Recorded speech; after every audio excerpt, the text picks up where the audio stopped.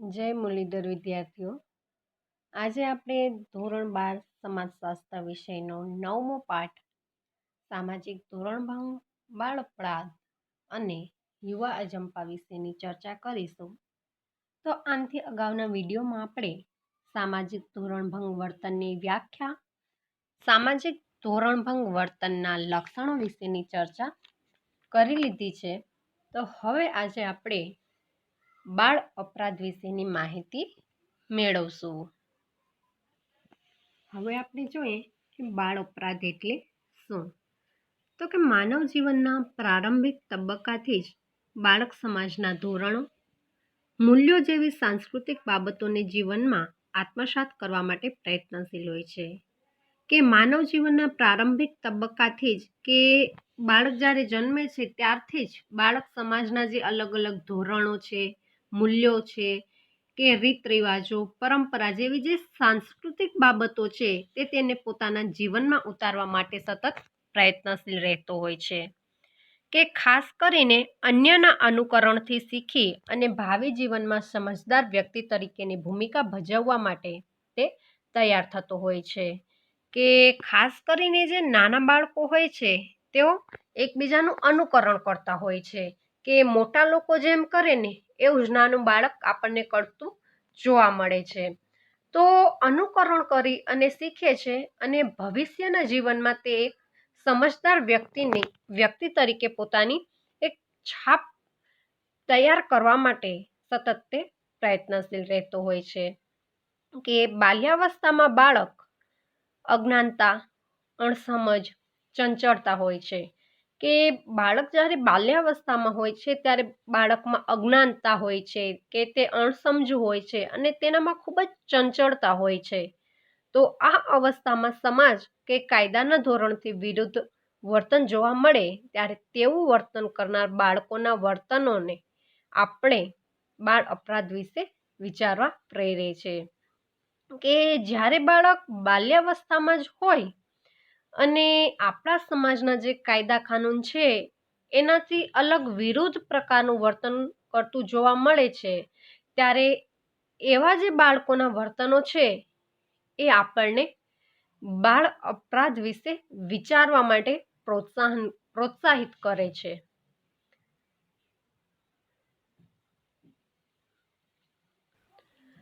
બાળ અપરાધને અંગ્રેજીમાં જુવેનાઇલ ડેલિક્વન્સી તરીકે ઓળખવામાં આવે છે.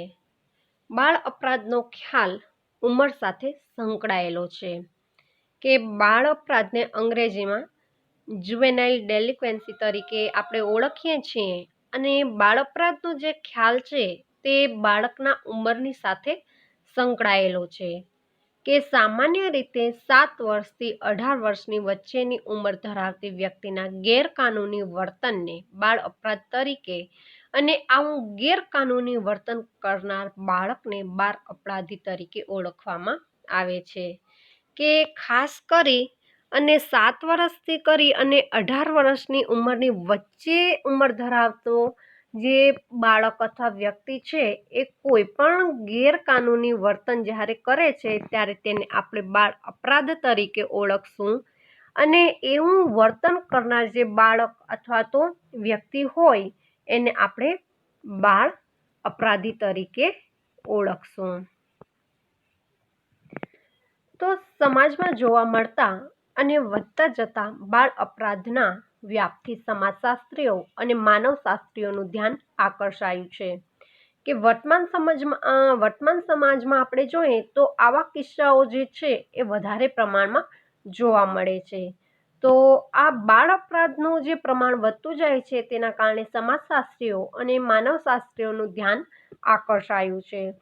કે વર્તમાન સમયમાં ભારતમાં બાળ અપરાધના વધતા જતા પ્રમાણ અને તેની ઉંમરને ધ્યાનમાં લઈ સંસદે ખરડો પસાર કર્યો છે અને તે મુજબ તારીખ 31/12/2015થી અમલમાં આવેલ જુવેનાઇલ જસ્ટિસ એક્ટ કલમ 2(12) બાળક એટલે જેમની ઉંમર 18 વર્ષ સુધીની હોય તે ઉંમર સુધીના બાળક દ્વારા જ્યારે ધોરણ વિરુદ્ધનું વર્તન થાય તો તેને બાળ અપરાધ અને તેવું વર્તન કરનાર બાળકને બાળ અપરાધી કહેવામાં આવે છે. કે સંસદે ખરડો પસાર કર્યો છે આ બાબતને ધ્યાનમાં રાખી.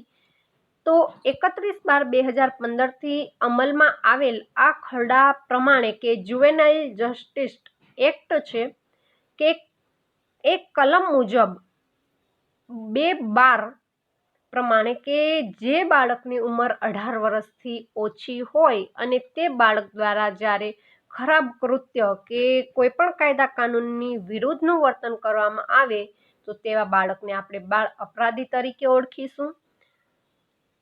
અને આવું જે ખરાબ વર્તન કરનાર બાળક છે એવા બાળકને બાળ અપરાધી કહીશું. હવે આપણે બાળ અપરાધની વ્યાખ્યા જોઈએ કે પારિભાષિક કોશ સમાજશાસ્ત્ર પ્રમાણે જોઈએ તો વિશાળ અર્થમાં બાળ અપરાધ અમુક ઉંમરથી નીચેની ઉંમરના બાળકો અને કિશોરોના એવા સમાજ વિરોધી કૃત્યો સૂચિત કરે છે કે જે સ્પષ્ટ રીતે કાયદાથી પ્રતિબંધિત થયા હોય છે અથવા તો કાયદામાં જે કૃત્યનું અર્થઘટન અપરાધ તરીકે કરી અને તેની સામે કંઈક સત્તાવાર પગલાં નક્કી કરવામાં આવ્યા હોય એવા કૃત્યો. કે વિશાળ અર્થમાં આપણે જોઈએ તો બાળ અપરાધ એટલે શું? તો કે અમુક ઉંમર જે છે એનાથી નીચેની ઉંમરના બાળકો કે કિશોરો દ્વારા સમાજ વિરોધી જે કૃત્યો છે એ સૂચિત થયેલા હોય છે કે એ કૃત્યો જે છે એ સમાજ વિરોધી છે. જેમ કે ચોરી કરવી, ગુંડાગીરી કરવી, આ બધા કૃત્યો કેવા છે? તો કે સમાજ વિરોધી. તો એને સ્પષ્ટ કાયદાથી પ્રતિબંધિત થયેલા છે કે કાયદા દ્વારા પણ એવું કહેવામાં આવ્યું છે કે આવા કૃત્ય થવા જોઈએ નહીં. અને અથવા તો જે કાયદામાં જે કૃત્યનું અર્થઘટન અપરાધ તરીકે કરી અને એની સામે કોઈ પણ પગલાં નક્કી કરવામાં આવેલા હોય તો એવા કૃત્યોને આપણે બાળ અપરાધ તરીકે ઓળખશું. ત્યારબાદ હંસા શેઠના મતે આપણે જોઈએ કે સમાજશાસ્ત્રીય સંશોધનમાં બાળ અપરાધી શબ્દ ફક્ત એવા બાળકોને સૂચિત કરે છે કે જે બાળકોની સામે પોલીસ અધિકારીઓએ અથવા તો અદાલતી સત્તાવાળાઓએ સત્તાવાર રીતે કોઈ પગલાં લીધા હોય છે. કે સમાજશાસ્ત્રીય સંશોધનમાં કે બાળ અપરાધી શબ્દ જે છે એ ફક્ત એવા જ બાળકો માટે આપણે સૂચિત કરવામાં આવે છે કે જે બાળકોની સામે પોલીસ અધિકારીઓએ અથવા તો અદાલતના જે સત્તાવાળાઓ છે એ સત્તાધિકારીઓ કોઈ પગલાં લીધેલા હોય. ત્યારબાદ શેઠના મત મુજબ આપણે જોઈએ બાળ અપરાધની વ્યાખ્યા કે બાળ અપરાધ એ જે તે પ્રદેશના કાયદા દ્વારા પરિભાષિત થયેલા નાની ઉંમરના બાળકો દ્વારા કરવામાં આવતું વિચલિત વર્તન છે. કે બાળ અપરાધ જે છે તે અલગ અલગ પ્રદેશના કાયદા દ્વારા પરિભાષિત કે વ્યાખ્યાયિત થયેલા નાની ઉંમરના જે બાળકો દ્વારા કરવામાં આવતું વિચલિત અથવા તો ખરાબ વર્તન. તો ટૂંકમાં બાળકો દ્વારા કરવામાં આવતા એવા વર્તનો કે જે સમાજના સામાજિક અને સાંસ્કૃતિક માળખાથી વિરુદ્ધના હોય અને સમગ્ર સમાજના વિઘટન માટે જવાબદાર હોય એટલે બાળ અપરાધ. અને આવો અપરાધ કરનાર બાળક એટલે કે બાળ અપરાધી.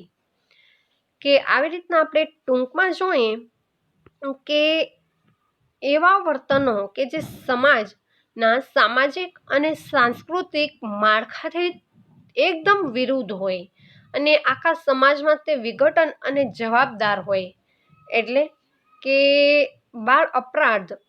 અને આવો જ અપરાધ કરનાર જે બાળક છે તેને આપણે બાળ અપરાધી તરીકે ઓળખીશું. તો હવે આપણે બાળ અપરાધના વિવિધ કારણો જોઈએ કે કયા કયા કારણોસર બાળ અપરાધ થાય છે.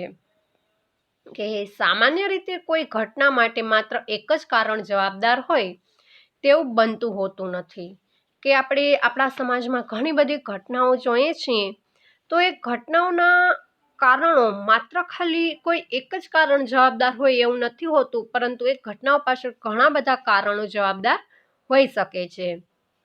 તો આ હકીકત બાળ અપરાધ માટે પણ એવી જ રીતે લાગુ પડે છે કે બાળ અપરાધ માટે જોવા મળતા અનેક કારણોની એક વિશેષતા એ છે કે આ બધા જ કારણો એકબીજા સાથે એવી રીતે સંકળાયેલા છે કે તેમને અલગ અલગ દર્શાવવા મુશ્કેલ છે.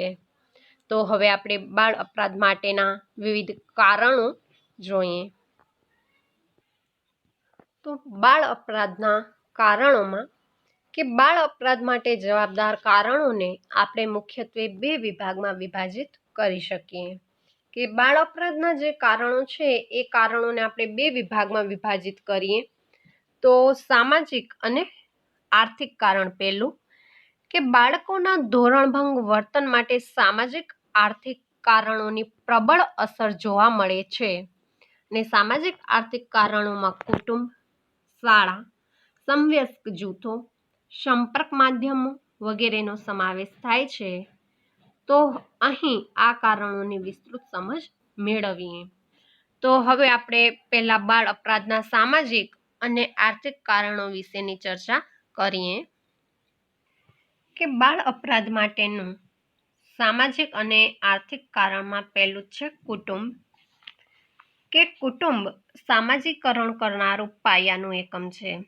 કે આપણને સૌને ખ્યાલ છે કે બાળક જન્મે છે ત્યારથી કરી અને તે પોતાના કુટુંબના લોકો સાથે જ રહેતું હોય છે. તો સામાજિકીકરણ કરનારું સૌથી પાયાનું એકમ કુટુંબ છે. કે માતા પિતા અને બાળકો વચ્ચેના ખામીભર્યા સંબંધો, કુટુંબનું કદ, માતા પિતા દ્વારા પ્રયોજવામાં આવતી બાળકના વર્તન માટેની નિયંત્રણ શૈલી, કુટુંબનું શિક્ષણ, કુટુંબની સામાજિક આર્થિક સ્થિતિ જેવા અનેકવિધ પરિબળો બાળકના સામાજિકીકરણ પર અસર કરતા હોય છે. કે ખાસ કરી અને માતા પિતા અને બાળકો વચ્ચેના જે સંબંધો છે એ બાળક ઉપર ખૂબ જ મોટા પ્રમાણમાં પ્રભાવ પાડે છે. કે જો સંબંધો ખામી ભર્યા હશે તો બાળકના વર્તન ઉપર તેની ખાસ અસર જોવા મળશે. પરંતુ માતા પિતા અને બાળક વચ્ચેના સંબંધો ખૂબ જ સ્નેહભર્યા અને યોગ્ય રીતના હશે તો બાળકનું વર્તન પણ તે પ્રમાણે જોવા મળશે. તેની સાથે સાથે કુટુંબનું કદ અને માતા પિતા દ્વારા બાળક ઉપર કેવા પ્રકારની નિયંત્રણ શૈલી અપનાવવામાં આવે છે અને ત્યારબાદ કુટુંબનું જે શિક્ષણનું પ્રમાણ છે અને કુટુંબની જે સામાજિક અને આર્થિક સ્થિતિ છે, તો આ બધા પરિબળો એવા છે કે જે બાળકના સામાજિકીકરણ પર ખૂબ જ ઊંડી અસર પાડે છે. તો કુટુંબ દ્વારા બાળકને મળતો પ્રેમ, લાગણી અને હૂંફ વડે બાળકની શારીરિક અને માનસિક જરૂરિયાતો સંતોષાતી હોય છે. કે આપણને સૌને ખ્યાલ છે કે બાળક જ્યારે નાનું હોય છે ત્યારે તે ઘણી બધી બાબતોથી ડરતું હોય છે. તો બાળકને તેના કુટુંબ, એના માતા પિતા, વડીલો દ્વારા પ્રેમ, લાગણી અને હૂંફ પૂરા પાડી અને બાળકની શારીરિક અને માનસિક જે સલામતી છે એ સંતોષવામાં આવે છે. તો આ જરૂરિયાતોનો સંતોષ બાળકમાં સામાજિક, માનસિક સલામતીની લાગણી જન્માવે છે.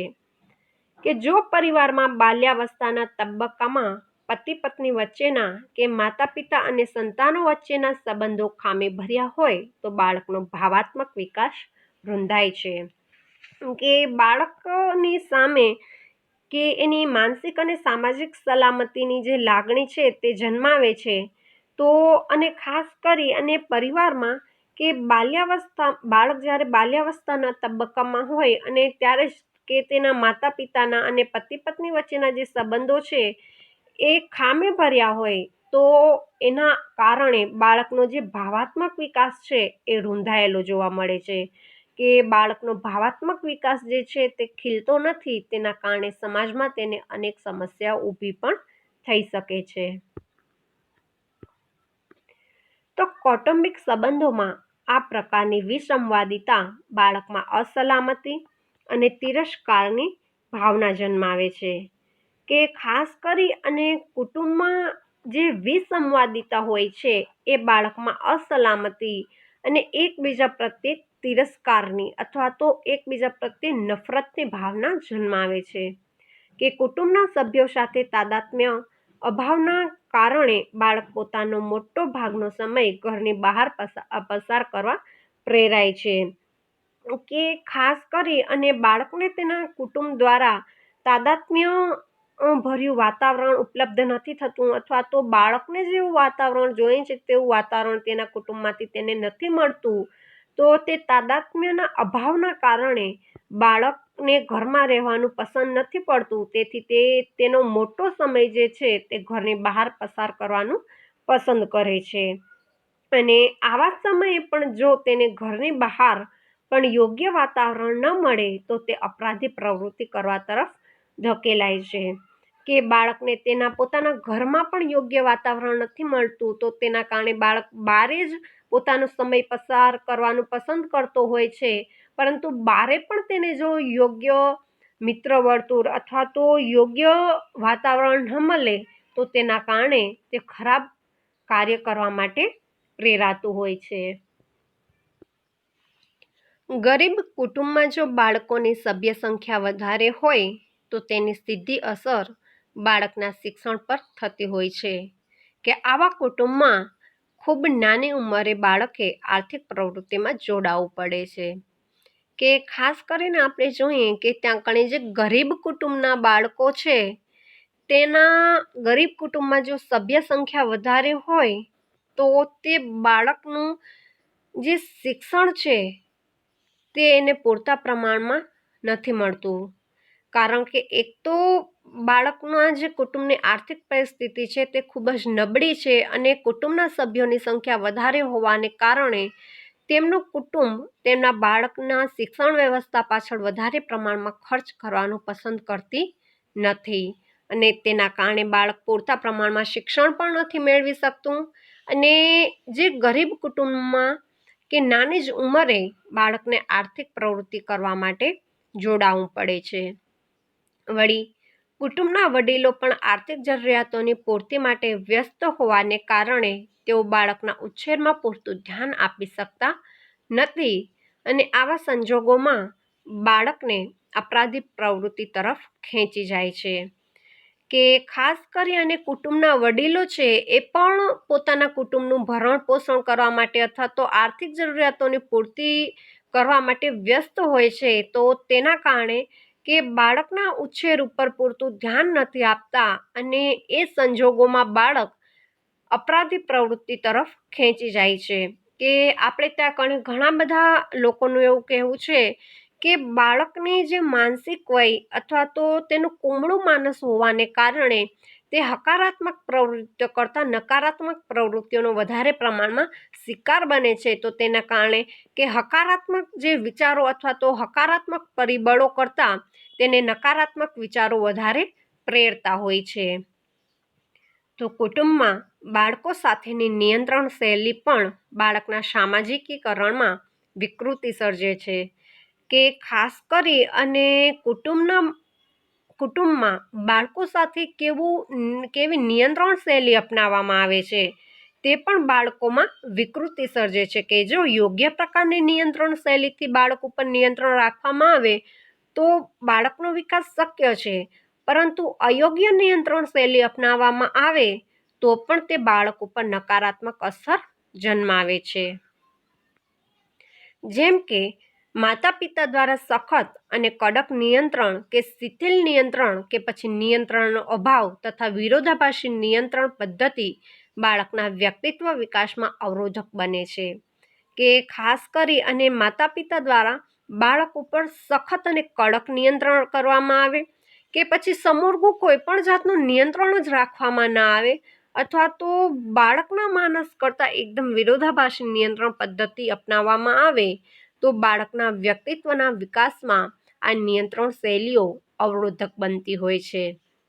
તો ક્યારેક બાળકની વ્યાજબી જરૂરિયાતોની માંગને કડકપણે દબાવી દેવામાં આવે ત્યારે પણ બાળક અનુચિત પ્રવૃત્તિ કરવા પ્રેરાય છે. કે ઘણા બધા બાળકોની જે જરૂરિયાતો છે એ જરૂરિયાતોને એકદમ દબાવી દેવામાં આવે અને એ બાળકની જરૂરિયાત પૂર્તિ કરવામાં ન આવે તો પણ બાળક ખરાબ પ્રવૃત્તિ કરવા માટે પ્રેરાતું હોય છે. દાખલા તરીકે ઘરમાંથી ભાગી જવું, નાની નાની ચોરી કરવી વગેરે. તો બાળકોના વર્તનને નિયંત્રિત કરવાની માતા પિતા બંનેની પદ્ધતિમાં સમાનતા હોવી જરૂરી છે. કે બાળકોના જે વર્તન છે એને નિયંત્રણ કરવા માટે માતા પિતાની અને એ બંનેની જે પદ્ધતિ છે એ એક સમાન હોવી જરૂરી છે. કે જો તેમની પદ્ધતિમાં વિરોધાભાસ હોય તો બાળકમાં કોઈ એક ચોક્કસ વર્તન ઢબનો વિકાસ થતો નથી. કે ખાસ કરી અને માતા પિતાની જે નિયંત્રણ કરવાની પદ્ધતિ છે એમાં જો વિરોધાભાસ જોવા મળતું હોય તો બાળકમાં કોઈ એક ચોક્કસ વર્તન ઢબનો વિકાસ નથી થઈ શકતો. તો આવા સંજોગોમાં બાળક કુટુંબના સભ્યો સિવાય અન્યને પ્રેરણા સ્ત્રોત બનાવી અને તેના જેવું વર્તન કરવા પ્રેરાય છે કે જે તેનામાં વિચલનની શક્યતા વધારે છે. કે માતા પિતા દ્વારા એને ચોક્કસ કે યોગ્ય વાતાવરણ પ્રાપ્ત નથી થતું તો તેના કારણે બાળક અન્ય કોઈ પણ વ્યક્તિને પોતાનું પ્રેરણા સ્ત્રોત બનાવે છે અને એના જેવું વર્તન કરવા પ્રેરાતા હોય છે. કે જેમ કે અત્યારના આપણે જોઈએ કે અત્યારના આધુનિક યુગમાં ટેલિવિઝન અને ઇન્ટરનેટનું જ્યારે ખૂબ જ પ્રચલન વધારે છે ત્યારે ઘણા બાળકો કોઈ હીરોને અથવા તો કોઈ અન્ય વ્યક્તિને પોતાનો પ્રેરણા સ્ત્રોત બનાવી અને એના જેવું જ પોતાનું જીવનશૈલી જીવવા માટેનું તે વિચારતો હોય છે. તો ઘણી બધી વખત એ જ પ્રવૃત્તિઓ એ તેનામાં વિચલનની શક્યતા વધારતું હોય છે. તો વળી છૂટાછેડા કે મૃત્યુ જેવા કારણોથી ઊભા થયેલા લગ્ન કુટુંબમાં બાળક વંચિતતા અનુભવે છે અને જે તેના સામાજિકીકરણને અસર કરે છે. કે માતા પિતાના છૂટાછેડા અથવા તો માતા પિતા બંનેમાંથી કોઈનું મૃત્યુ કે બંનેનું મૃત્યુ, તો આ બધા કારણોથી ઊભા થયેલા કે જે ભગ્ન કુટુંબ હોય છે કે જે કુટુંબમાં ભંગ પડેલો હોય છે તો એવા કુટુંબના જે બાળકો છે એ વંચિતતા અનુભવે છે અને તેના કારણે બાળકના સામાજિકીકરણ ઉપર ખૂબ જ ઊંડી અસર પાડતું હોય છે. તો અહીં આપણે બાળ અપરાધના કારણોમાં સામાજિક અને આર્થિક કારણમાંથી માત્ર ખાલી કુટુંબ જ વિશેની માહિતી મેળવી અને એના પછીના જે કારણો છે તેની ચર્ચા આપણે હવે પછીના વિડીયોમાં કરશું. અસ્તુ.